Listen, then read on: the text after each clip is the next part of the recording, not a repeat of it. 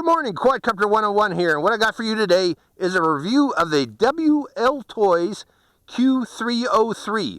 Now, the Q series quadcopters from WLToys indicates that this is a altitude hold quadcopter, which means you can set it and it will maintain its position in elevation. You don't have to worry about the throttle, maintaining the throttle. And that makes it much easier to fly FPV. As you can also see that the Q series are also FPV flyers, in particular 5.8 gigahertz FPV flyers, not those cheap Wi-Fi flyers. So this could be a pretty good, cool quadcopter. One other innovation that this quadcopter has over the other Q series that didn't have it is it has a one-axis stabilized gimbal. This camera will maintain its elevation, its set elevation up or down, but not right or left. So, if you set it at takeoff horizontal to the ground, and then you just leave it there. And then when you fly forward and pick up speed, most FPV flyers, you need to automatically push that push that camera up so that you can see forward instead of looking at the ground. This will maintain, it should maintain its forward-looking position, which is pretty cool in itself. I like that idea on these FPV flyers. Again, it is a 5.8 gigahertz FPV flyer, and you can confirm that by looking at the antenna. This is about the appropriate length for a 5.8 gigahertz FPV antenna. I just recently reviewed another quadcopter that was claiming to be a 5.8 gigahertz, but it had an antenna sticking out that long, and you could tell that they're lying. It was a 2.4 gigahertz flyer. It has two cables that runs into the quadcopter. One of them is for powering and controlling the camera's recorder, which is right there. It comes with an SD card, by the way.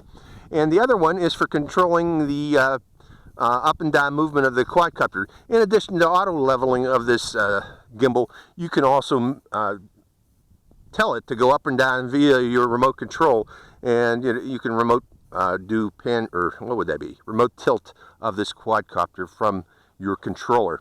The gimbal also has nice balls, dampening balls attached to it to hopefully help reduce jello. We'll see actually here in flight. I did not balance these propellers.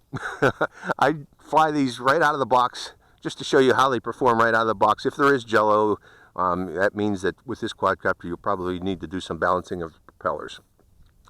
One thing I don't like about this quadcopter is that it comes with a proprietary battery. It's a 7.4 volt 1500 milliampere battery with a special case that slides in and out. The idea is it makes it very easy to connect the battery and get going, just slide it in. But the bad thing about that is you will need to buy this directly from WLToys. Nobody else is going to likely be providing third-party batteries for this quadcopter unless it becomes extremely popular. Other than that, it is a good-sized quadcopter, similar in size and shape to the popular CIMA X8C.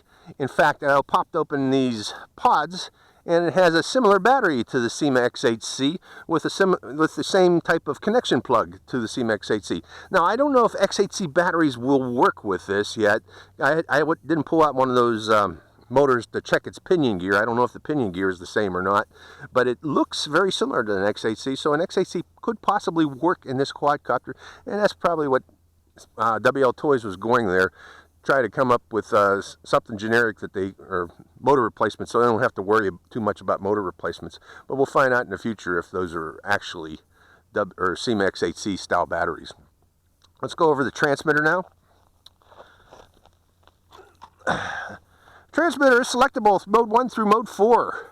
I believe by pressing this button down, by moving, and then also moving this switch down here. Other things, I'm going to fly in mode 2 though. Other things, this button here, while in flight, controls the different rates from beginner, intermediate to expert. The upper right shoulder button controls flips. The remote control tilting of the quadcopter is controlled through what would normally be the throttle trim button up and down.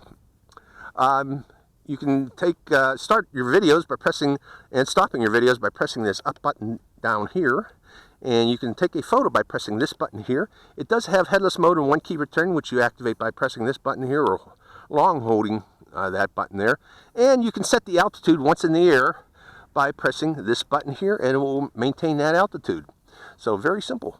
Should be easy to fly. Okay, that's about it. This is your 5.8 gigahertz receiver and monitor. It has a single on-off switch and a charging port somewhere right there. But other than that, it is a basic 5.8 gigahertz monitor, and I believe it operates on 5645 megahertz. So as with all other similar monitors, it's Boscam, I believe, E channel 4, I can't remember. But it is 5645 megahertz, and how do I know that? I know that because I've already tuned it with my new, I want to show this too, new Eachine 5802D FPV monitor, diversity monitor. This is really cool. What's cool about it is, again, it's a diversity monitor. It has 2 antennas, 2 receivers that will automatically switch to the best frequency, or whichever receiver is receiving the best signal. And what you do is you tilt these antennas a little bit out of plane of each other. And whichever receiver is picking up the best reception, it will automatically select that. Another thing like this, it has the ability to put a memory card in, an FTF card, and record your FPV reception. So no longer do I have to put these little camera in front of the screen to record my FPV reception. This will actually do it with a press of the button. Where is that record button? Right there, a long press. So we're going to be using that also. So that's about it. Let's go in for a flight. I will be using my sunscreen on this monitor so I can see the FPV reception, but again, I won't be recording it like I normally do with a, see, I normally put a camera inside there. I won't need to do that today because of my new Eachine monitor. Okay, let's go for a flight of this thing. I got it set up. First off,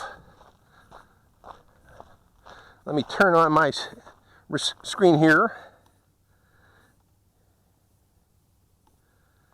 and make sure it's on 5645.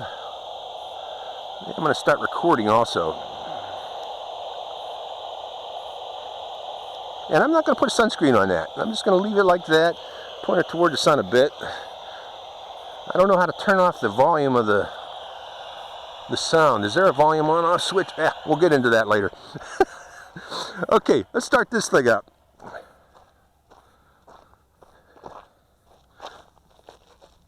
Okay, again, simple to turn this on. All you do is slide in the battery. That turns it on, and I can hear that this is receiving already. I lost the white noise there. And turning on the transmitter.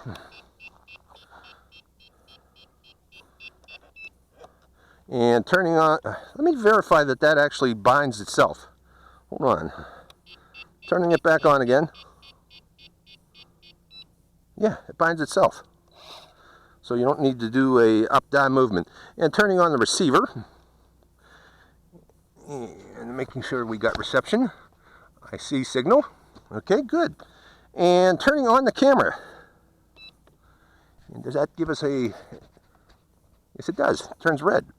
Okay, so we are going to go up and then put in an altitude hold.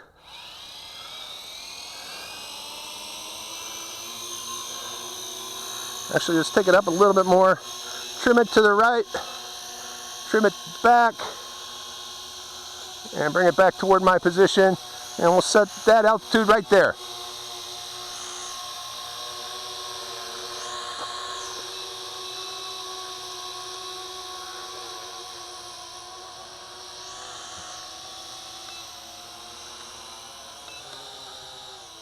Okay, altitude hold is on, so it's maintaining its position.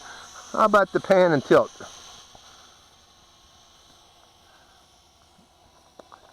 Okay, let's fly it around a bit. Let me look at my other reception here. How's it coming in here? Oh, I see it. Okay, it's working. We are in beginner's rate right now. I'm going to give it full forward push and see what we got here. The back red light flashes while it's recording. That lets you know it's recording. Let me fly overhead to show that. And I'm going to see if it can come down from that altitude. I'm bringing down the throttle, see if it will reduce it. No, it does not. It maintains that altitude. So the throttle becomes ineffective while flying in altitude hold. So what I'm going to do is turn off altitude hold. Bring it down a little lower is what I want. Because I want to do some bushwhacking here. Right there. Let's set that altitude there. Okay. Low altitude runs. Flies very smooth. Now the range on this is predicted to be about 100 meters. So we'll go out about 100 meters.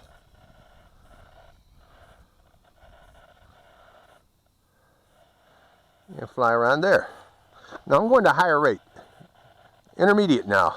Wow, picks up speed very much so.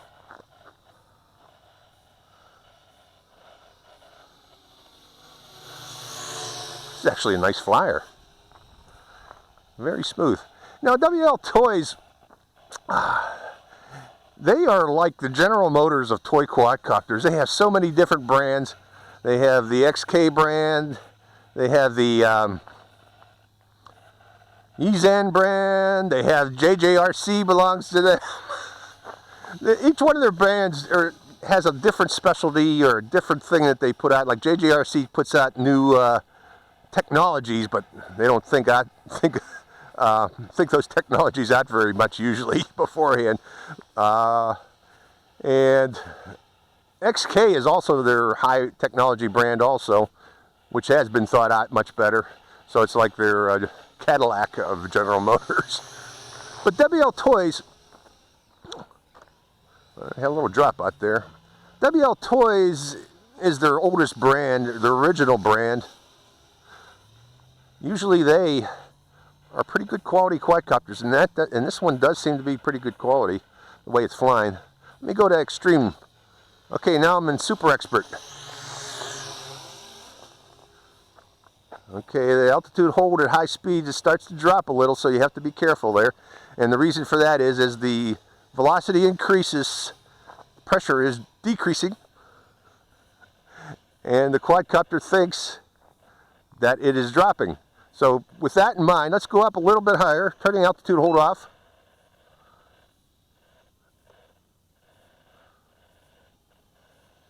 And we'll go up. Altitude hold is on now, and now I'll give it full pitch. Full forward pitch. And it's going to drop in altitude.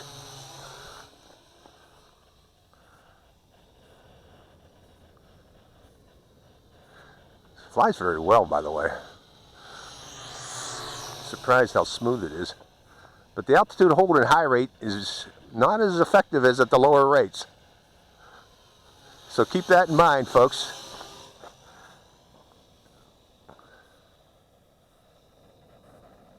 Let's take it around the area.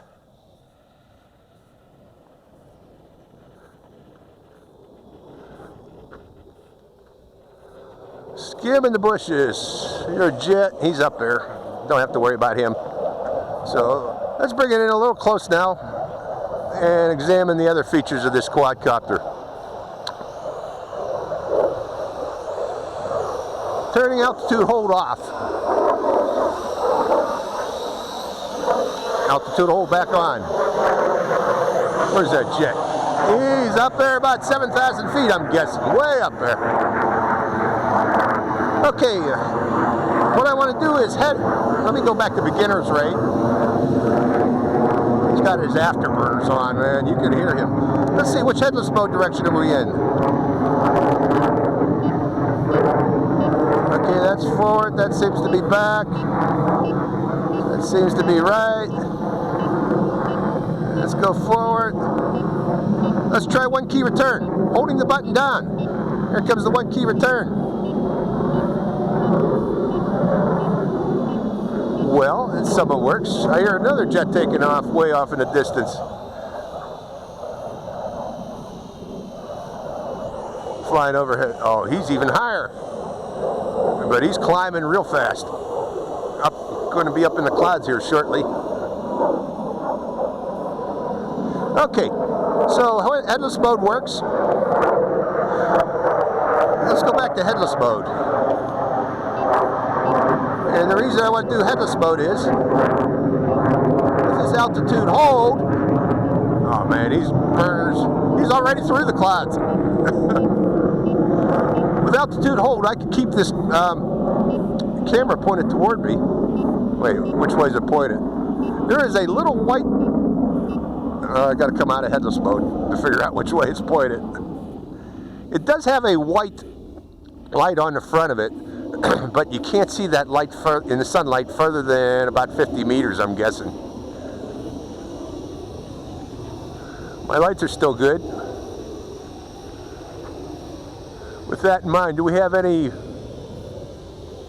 power left? Hey, I'm going to bring it back down again. We were way too high for us. Well, that's about it. It loses power, obviously. Can I go back up again? No, it's real sluggish now. So it loses power and the white light is now blinking. So that's how you tell your low battery. Okay, the lights are all blinking now. It becomes sluggish, very sluggish. Okay, that concludes the flight. I just want to show you the pad tilt working automatically here. See, that's pretty cool, huh? Automatically compensates and keeps it level. So that's pretty cool in itself that it can do that in this cost quadcopter, in this toy grade style quadcopter, that they actually got a nice gimbal that actually works very well, or appears to work very well. We'll find out here in post video. So again, this is the WLToys Q303. I'm going to pull out that battery so I don't hurt myself here, in case those motors act up. But the WLToys Q303, pretty neat quadcopter for the price. Hope you enjoyed this flight. This is Quadcopter 101, signing out.